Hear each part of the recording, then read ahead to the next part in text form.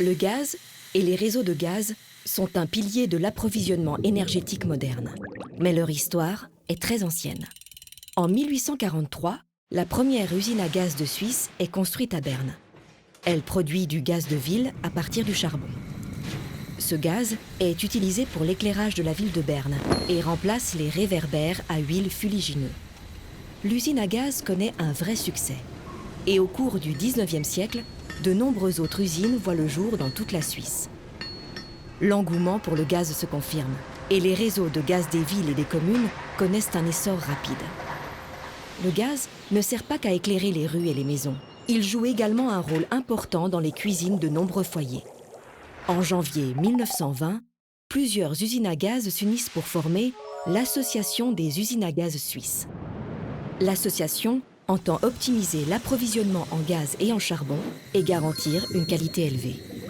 Au fil du temps, l'association assure également la défense des intérêts politiques du secteur gazier et son développement commercial.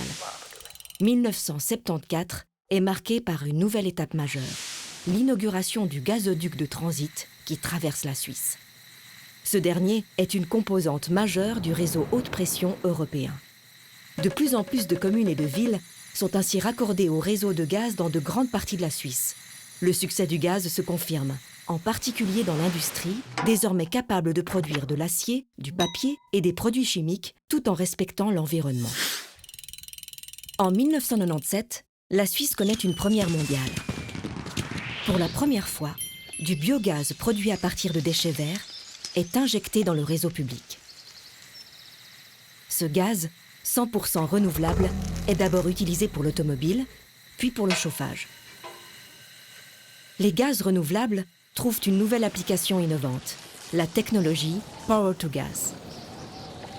Cette technologie permet de convertir en gaz l'électricité excédentaire générée par l'eau, le soleil et le vent et son utilisation à long terme. Sans cette alternative, les centrales solaires et éoliennes doivent être temporairement mises à l'arrêt et le courant est alors perdu. Grâce à toutes ces innovations, le gaz est aujourd'hui la seule source d'énergie utilisable, à la fois pour la production d'électricité et de chaleur, et comme combustible.